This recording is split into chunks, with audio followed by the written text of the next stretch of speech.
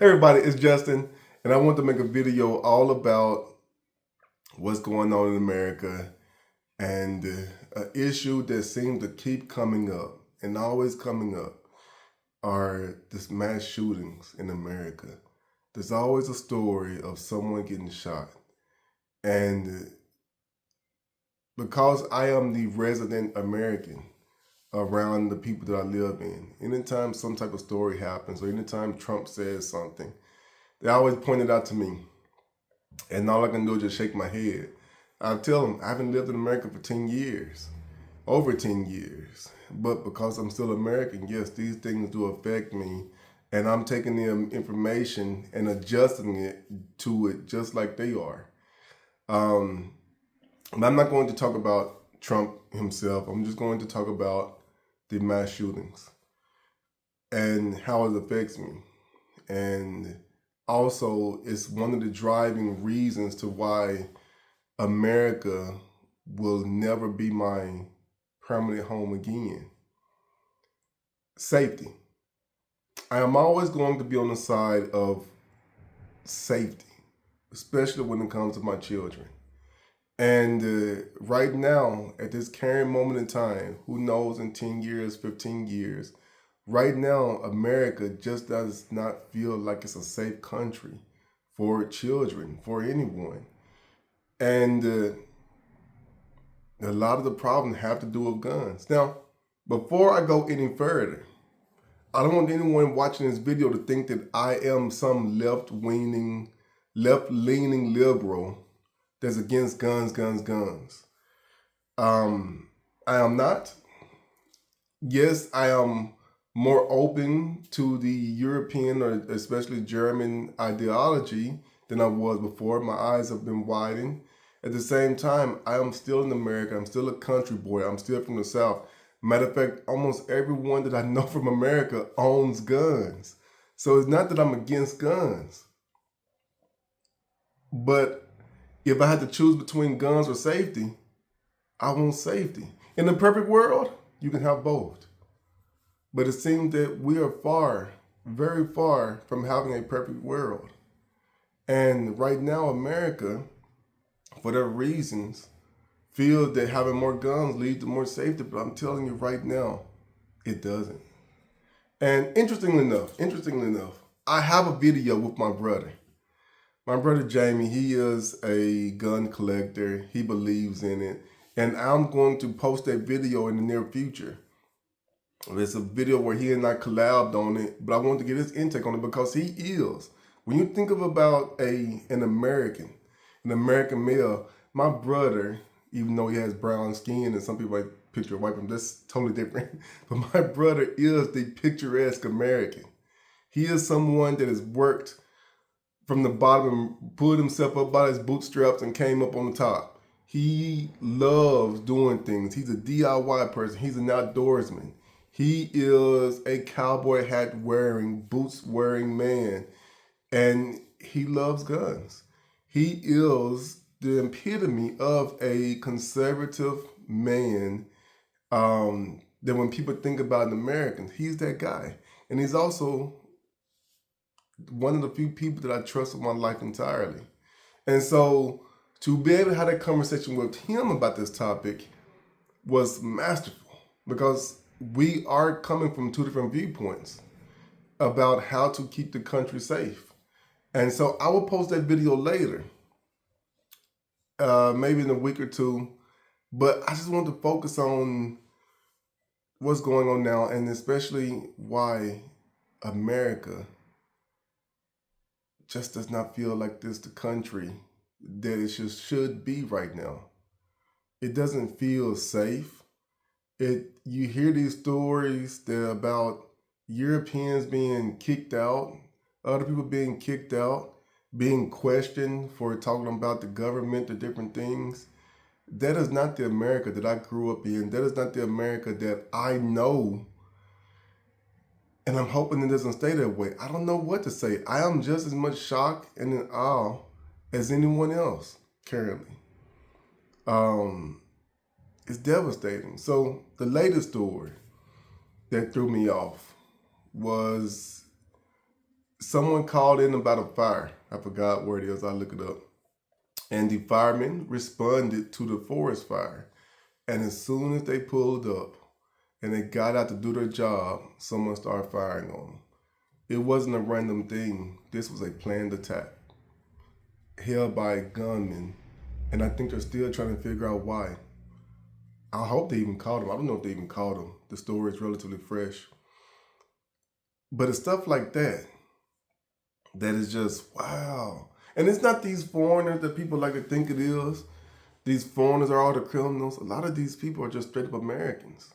Straight up Americans. Grew up there like I did. I don't know their life history, but they had the same opportunities or similar opportunities that I've had. Life isn't perfect, no matter where you live in the world. But if you're lucky enough to be born in America or be lucky enough to be born in one of the top countries in the world right now, you have blessings just from being born in that country. So whatever this person was going through, it still led to the point where he decided to take another person's life for whatever reason. And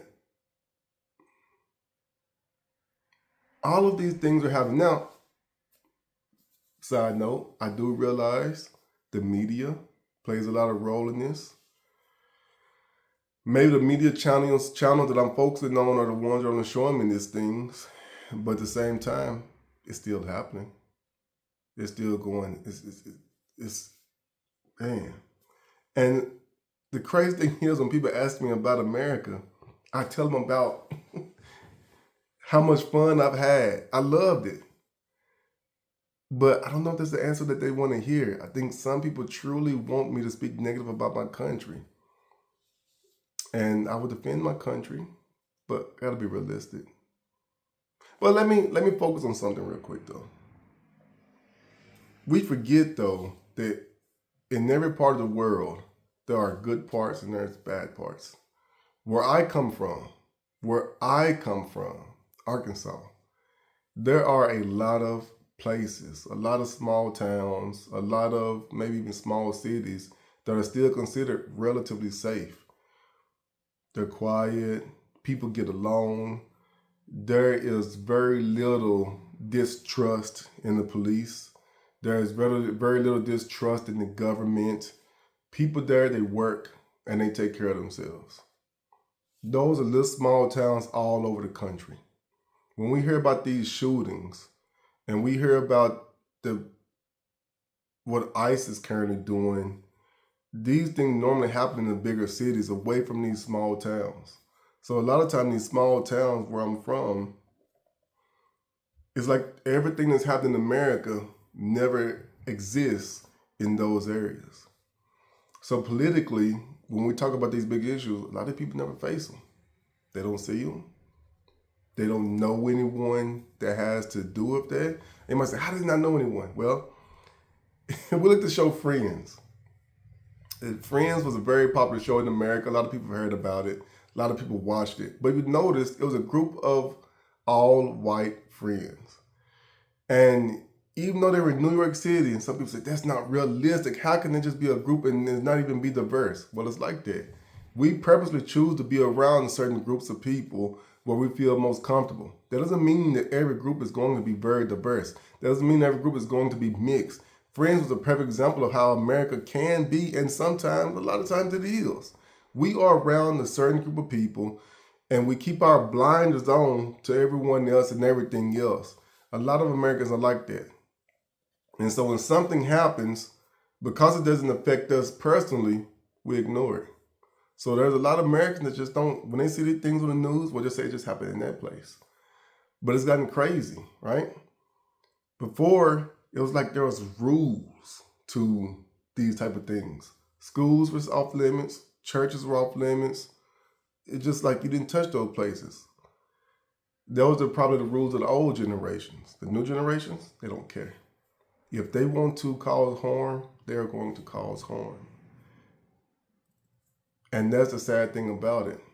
This is not the America that I grew up in. This is not the America that when I sing the national anthem or any of these American history songs, it's not the version of America that I want to see.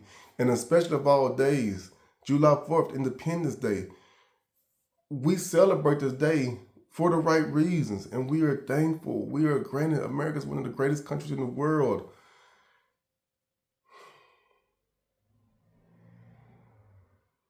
But there's a lot of problems going on right now.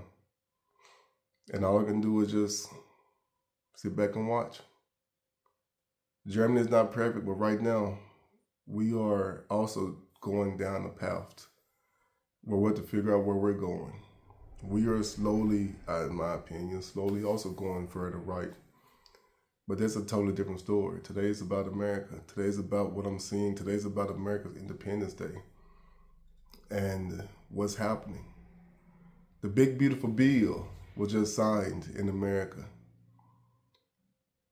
Unfortunately, I don't think it was a good bill. But for the people that voted for it, the Republicans and the Conservative Party, I hope it works better than you guys imagine. I hope that what the CBO and what the Democrats perceive to will happen, I hope they're wrong. Just for the standpoint of, if they're right, it's going to be a sad day for America. But here's the biggest issue, going back to it. So when you live in these small town communities, and people always ask me, why do these small states like Arkansas, Mississippi, where there's a lot of poverty, Nebraska, why do these states always vote Republican, conservative? And my biggest understanding is because things never change, or they change very, very slowly. And so when these politicians in Washington, D.C. make these new policies or make these new rules, it takes a long time before those policies start to affect these smaller states, these more conservative states.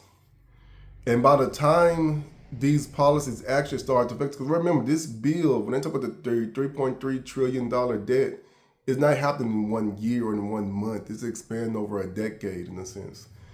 And once these things really starting to affect these people in Arkansas and these small towns that never change their habits or anything else, it's years later. There's probably a new president, probably a new Congress. And though the new people, probably Democrats, always flips, they'll be the one to get the blame for it. Oh, the Democrats have caused another problems. But we don't see exactly where the changes began as far as the new policies from the new government leaders have affected versus when they ended. There's still people say that some of the policies that the former president made, that Joe Biden made, were actually some of the benefits that Donald Trump is getting credit for. There are people that believe that the policies that Donald Trump made his first time around, Joe Biden got the benefits of those. Who knows? But the bottom line is that you don't notice it in these small towns, in these small states, until it's years later. And then you start to wonder, oh, why did this store go out of business? Or why is our town shrinking? Yeah, because the government made some policies on the federal, state, or local level that caused these businesses to not be able to survive. And then you notice it, but by then it's already has happened. And to me, that's one of the biggest reasons why these small town people keep voting the same way that they do, because they just don't notice it until it's too late. The other reason is that a lot of times in these small towns, they're very conservative, and they are the stereotypical Bible-toting people. And politicians have found a way to make these issues seem like they're more important than anything else. For example, there's always going to be a discussion about abortion and women's rights. Like, they can't coexist the same in America. It's either one or the other, unfortunately. Same with guns. If you try to preach safety, it always comes down to the people that are for guns and the people that want to take everybody's guns away. They never can make it just fit everyone. It's always either or against. And every issue becomes that way. And then, so it always comes to guns, always comes down to abortions, or women's rights. And then immigration always come up. It's the same three topics over and over. Then they sprinkle in Social Security. And every single time, those things never really change between those three. The Roe versus Wade was reversed, but it just put it back to the states. That was major. That did change.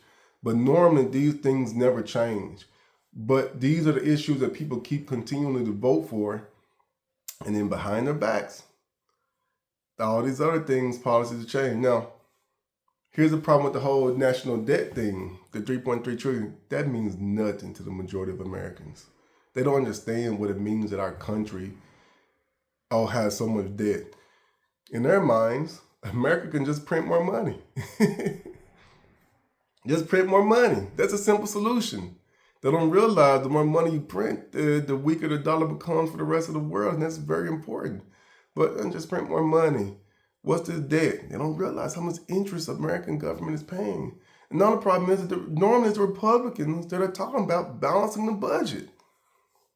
But in this case, they are continually raising the debt ceiling over and over and over again. Like I said, this is not the America that I remember. But this is probably the same America that I always lived in. But when I was living there, I just didn't notice. Isn't that something? When you're currently living, what's the saying? You can't see the whole forest when you're standing right in front of a few trees. I think I said that wrong. That's how it is. When I was living there, I didn't see everything that was going on. I was also very young. But now since I'm sitting from the outside, I'm starting to see more. Whew. Some days, it's like a bad dream. But let me get back. But when I went back the last time, and I went back to this small town, and I saw everything, I'm telling you, it was as picturesque as ever before. It was as beautiful as I last remember it. But I was back in one of those small towns where everything basically stays the same, never change. With that, I'm signing out. Happy Independence Day, America. Peace.